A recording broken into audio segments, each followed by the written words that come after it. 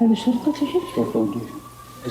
إجا 1,000 Palestinians face one of the single biggest expulsion decisions since the Israeli occupation of the Palestinian territories began in 1967. مسافر يطا هي المكان اللي كبرت فيه.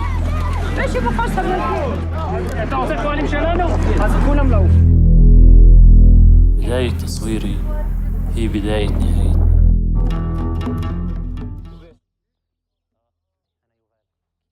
Nootherland. So this documentary focuses on kind of a friendship of sorts of Yuval, who is a Israeli citizen, and Bassal, who is from a Palestinian descent, and it showcases the destruction of Palestinian settlements, villages that have been there for years and years and years and years by the IDF, the Israeli army. In the name of to set up training camps for the Israeli army, and what unfolds before your eyes is quite horrifying, and it definitely sparks lots of emotions. But Alex, what did we think of this documentary after seeing it win at the Oscars?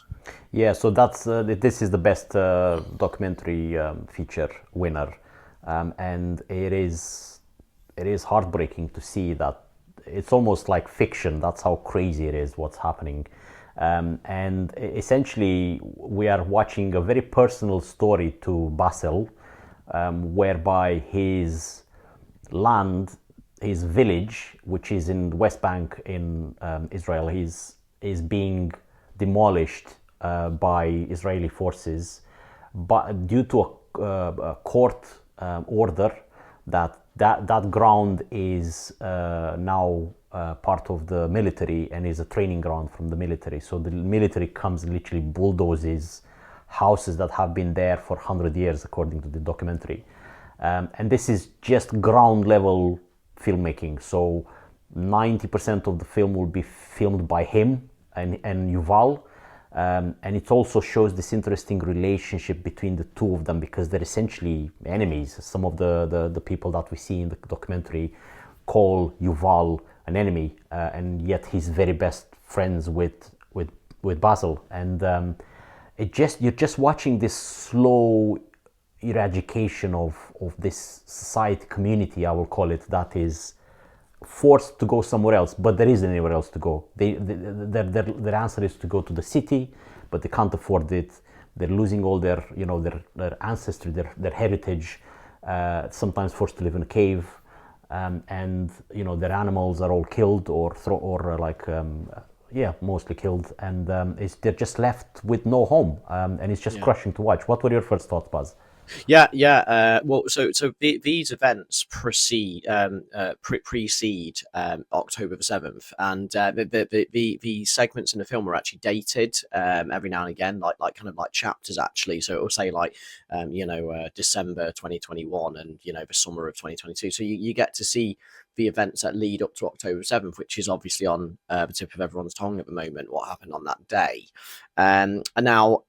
Weirdly, watching this film, and someone such as myself who has quite strong opinions on this conflict, but watching this film, it makes you think, okay, well, if that was me, and it put yourself in these shoes, who these Palestinian villages, they are just simply villages, and they are just human, and you can see the interactions they have with their children, and it puts you in the shoes very well. You like to ask yourself the question: what would you do, and what would you feel if everything you've ever worked for is being destroyed in the name of a court of law?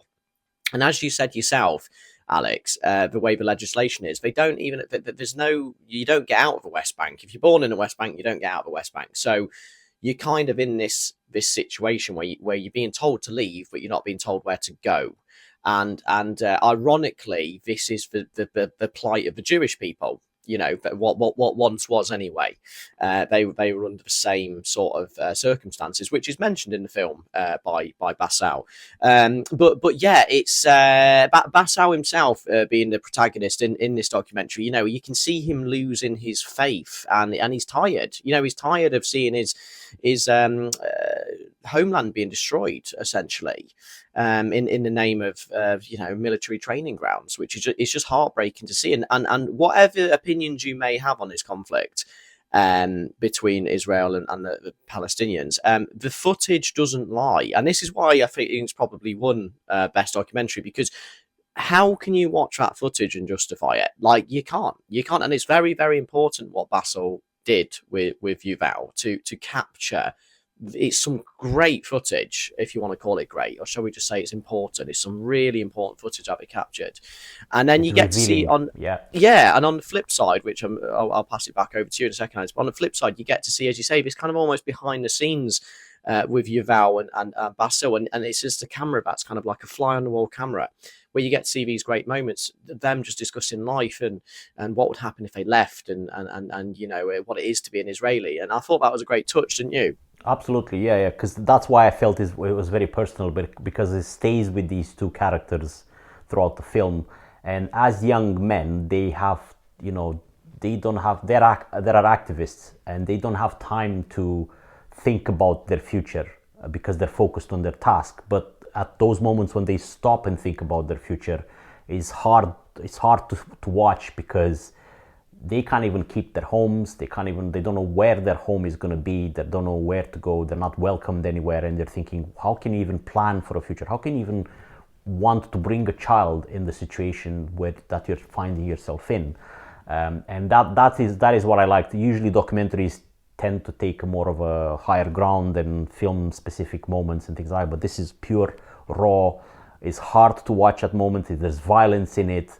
And it just shows you the harsh reality on the ground, but also shows there are moments when the settlers, the so-called settlers, which are Israeli people that have relocated so the ground has been cleared, new houses have been built over the years, while the Palestinian villagers have been fighting against all that destruction. And those new people that have come into these new shiny neighborhoods, which are literally borderline with the village that is being destroyed, they are coming to attack on their own with weapons these villagers. And those moments, Baz, were pretty scary to watch, wasn't it?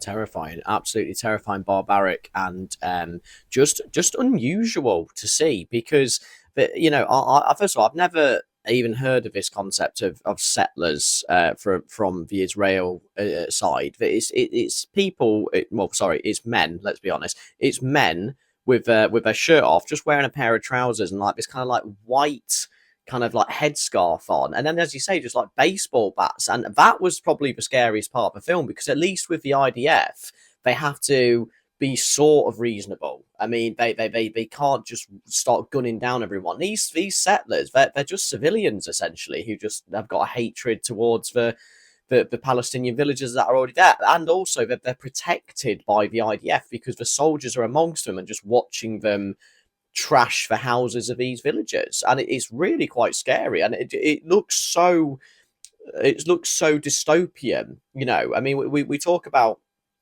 even the word settlers. When I hear the word settlers, I think of Christopher Columbus, or I think of the Crusades, where people just come in and take land, and you'd start your own village, and it's just mad. And yeah, to think this is all going on in it's 2021, 2022, and so forth and so on.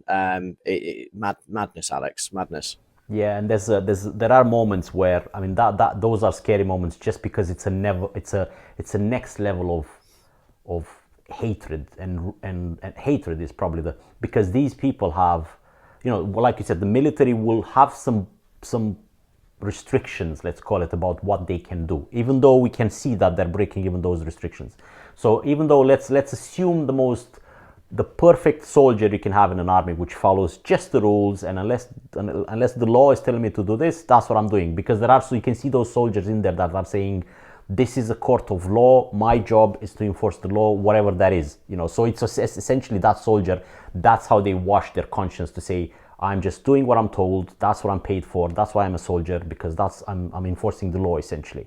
Some of them go way beyond that, and it's not justifiable, the law is a problem here. That's the main thing that is triggering all this abuse. But these next level guys that are essentially have access to arms, these settlers, and they have no restrictions. They're no moral concept. No. They're just brute law of the jungle that just come in, and they're the stronger part on the side, and I'm the strongest. I've got the baseball bat, and later on they have guns, and I'm just gonna trash the place and make you leave. And immediately you can see the effect in the documentary. You remember that, where immediately after that happens, the villagers actually start leaving their homes because they're so scared that if this happens again, those guys have no stopping. Nothing is stopping them essentially. So they're unprotected too. Yeah, and you know, watching this, you just remember what it is to be human, and you know, most humans have the dignity of having a home, you know, and looking after their loved ones and having a small plot of land. We're still very territorial as a species, and if you take those things away from people, they're not left with much, and they haven't got much dignity either. And you know, watching it, I mean, like, Alex, put yourself in the shoes of those villages. You know, if you saw a school that you had built with your own hands and sweat and blood, being destroyed in a matter of seconds, you'd want to take up arms, wouldn't you? You know what I mean? That's the feeling I got. I would be, you know, as a man, to see your livelihood and your loved ones, belongings being ruined. It would enrage you, wouldn't it? And I'm not advocating for any violence. I'm not. But looking at that would, I think, make most men go insane. And you can see the emotion of their voices. It's just. It's terrible, man. It's absolutely terrible. It's infuriating. It's infuriating and terrible. Yeah. That's cool. Is where the Basil has grown up, has, you know, been educated in early, and all those memories are gone. Besides their own home, but as a documentary, also just besides the revelatory factor of this documentary, is also has what I liked is that there is a little glimmer of hope there, because you can see two sides, which is Basil, which is Palestinian, and Yuval, which is Israeli, working together and having a normal, civilized conversation and relationship. Sure. That's sort of like the silver lining in this situation. But that's about it. There's nothing else. There's nothing else beautiful about what we're seeing here. But a well-deserving winner. Thank you for watching our discussion of Nootherland. If you'd like to see our review of Civil War, which is luckily is fiction, by Alex Garland, check our review here. Thank you again for subscribing and liking our clip. See you next week.